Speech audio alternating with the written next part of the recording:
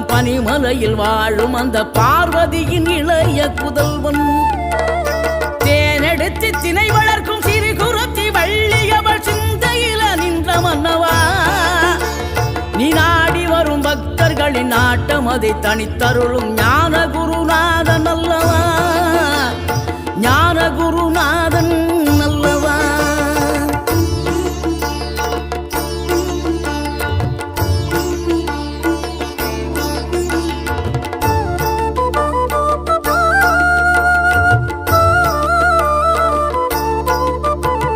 நினைக்கின்ற பொழுதெல்லாம் நிகரில்லா பக்தி ரசம் கொடுக்கின்ற சக்தி வேலும், நீ துதிக்கின்ற கணமெல்லாம் இனிக்கின்ற இதயம் தனை